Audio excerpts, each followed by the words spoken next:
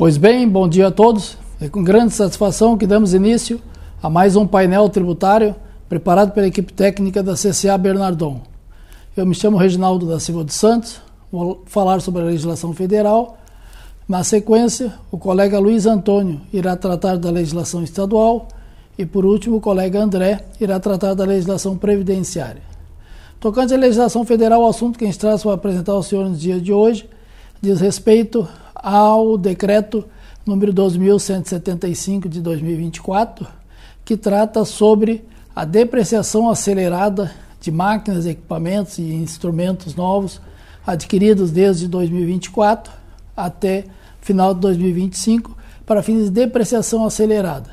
Pois bem, isso é um assunto já que foi tratado em outros painéis, mas a gente traz à tona novamente, que é para relembrar que as pessoas jurídicas que adquirem máquinas, equipamentos e instrumentos novos que estão relacionados, cujas atividades estão relacionadas lá no decreto 12.175, para usufruir desse benefício é necessário a habilitação prévia junto à Receita Federal.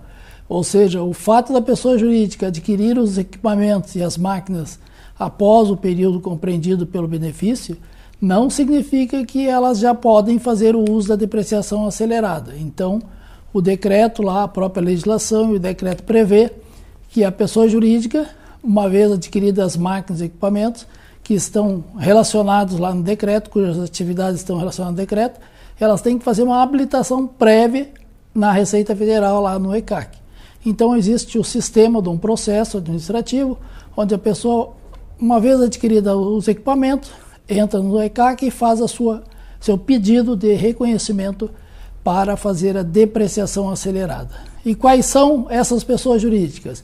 É lógico que são as pessoas jurídicas tributadas pelo lucro real.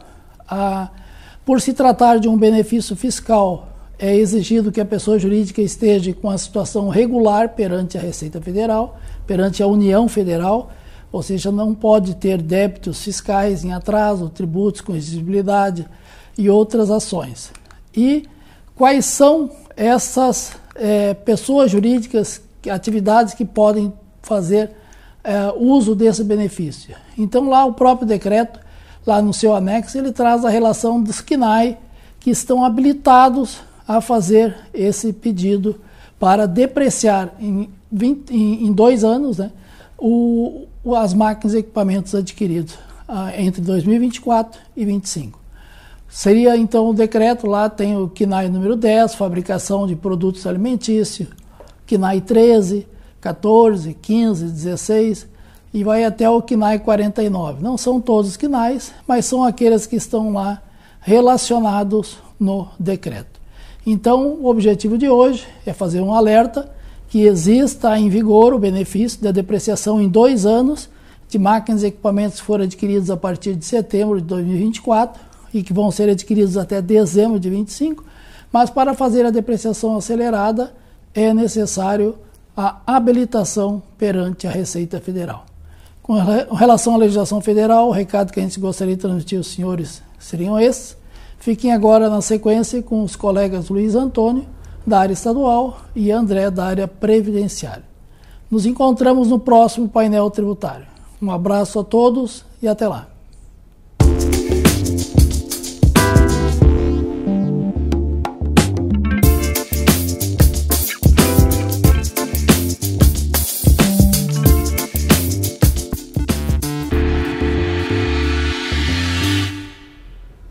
Bom dia a todos. Dando continuidade ao painel tributário da CCA, informamos que não houve alterações na legislação estadual do ICMS, nem notícias publicadas pela Secretaria da Fazenda na semana passada. No entanto, tivemos algumas consultas fiscais importantes realizadas por clientes da CCA para a nossa consultoria tributária, dentre as quais destacamos a que se refere à inclusão do IPI na base de cálculo do ICMS. Um cliente nos enviou uma consulta sobre a fórmula determinada pela Secretaria da Fazenda para a identificação da base de cálculo do ICMS quando o produto também é tributado pelo IPI. Sobre o assunto, fazemos algumas considerações que servem de alerta para os contribuintes do ICMS, especialmente aqueles que se utilizam do diferimento parcial do imposto nas suas operações de venda.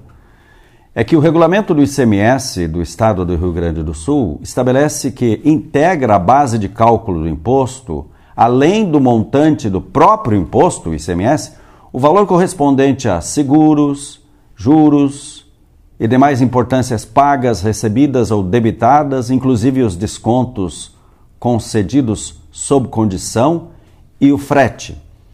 Além disso, o contribuinte deve observar que também integra a base de cálculo do ICMS o montante do IPI quando a mercadoria se destinar a consumo ou ativo permanente do estabelecimento destinatário ou a consumidor final.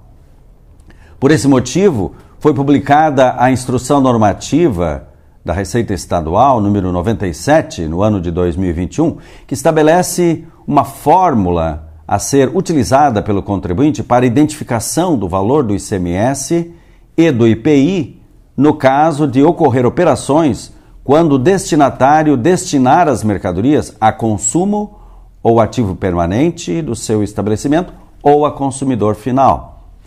Salientamos esta orientação considerando que, nesses casos, não há possibilidade de utilização do diferimento parcial quando o cliente está localizado no Rio Grande do Sul, devendo ser calculado e recolhido o imposto, o ICMS, considerando a alíquota cheia do imposto, e a base de cálculo deve incluir o montante do IPI incidente na operação.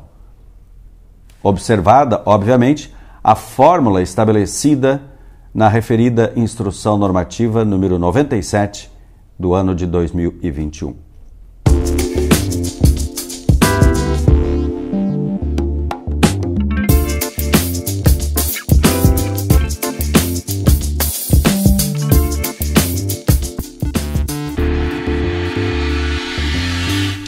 Agora, em termos de tributos municipais, tivemos uma notícia importante divulgada pelo portal da Nota Fiscal de Serviço Eletrônica sobre adequações do layout dado o contexto da reforma tributária do consumo, a RTC.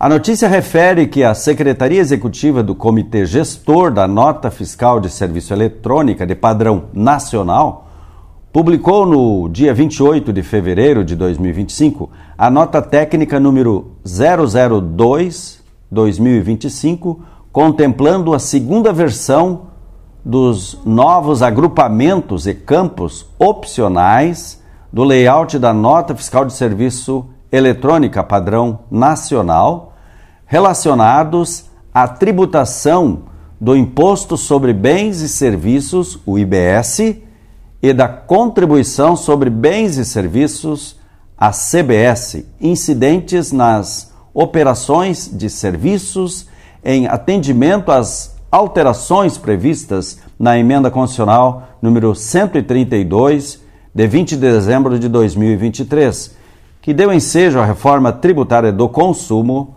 chamada RTC. Os novos agrupamentos de campos foram inseridos a partir do layout atual da Nota Fiscal de Serviço Eletrônica, presente no documento denominado Anexo 4, Layouts RN ADN SNFE,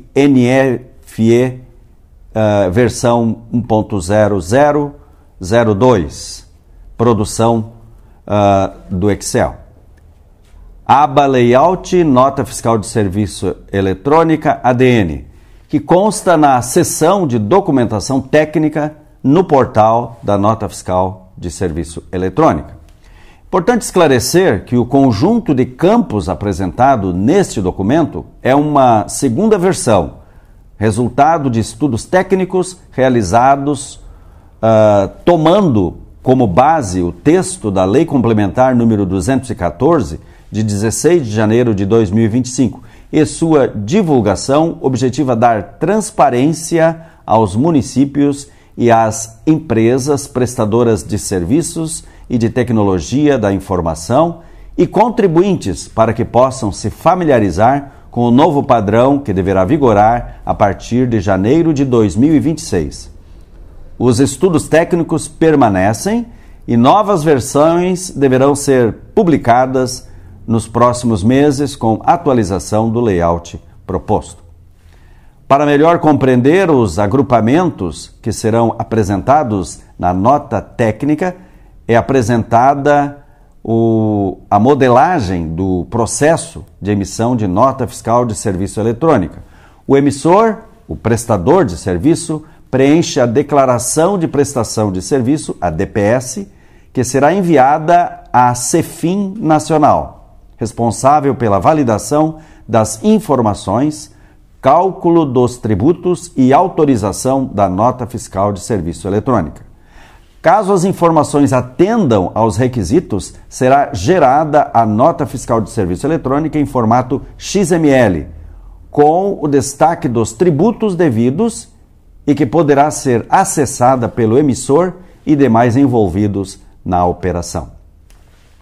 É importante observar que a DPS é assinada e encapsulada no interior da nota fiscal gerada e que, dessa forma, há dois grupos de informações apresentados neste documento.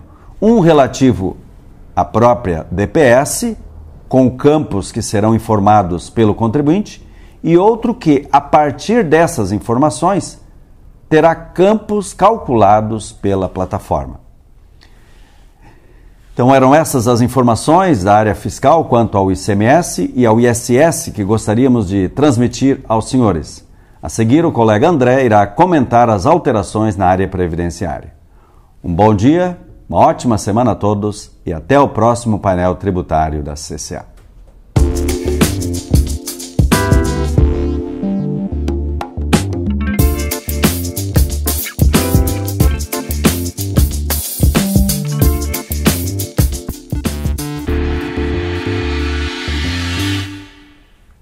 Bom dia a todos.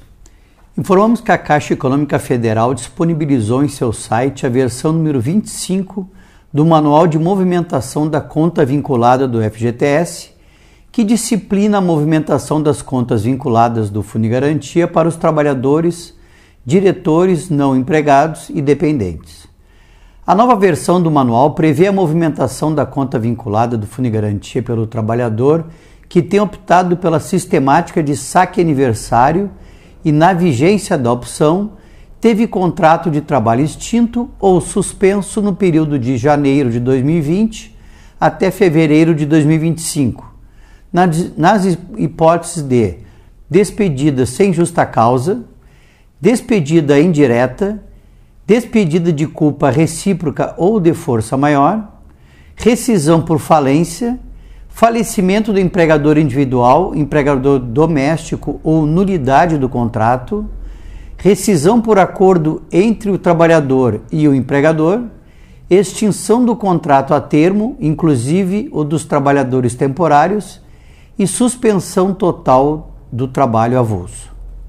Na hipótese de o trabalhador ter realizado operação de alienação ou cessão fiduciária, será mantida a totalidade das garantias compromissadas. A Caixa Econômica Federal fará o crédito automático dos valores disponíveis por conta vinculada, em duas etapas. Na primeira etapa, no dia 6 de março passado, ocorreu o pagamento de até R$ 3.000 do saldo disponível por conta vinculada, para os trabalhadores com conta bancária previamente cadastrada para recebimento de recursos do Fundigarantia.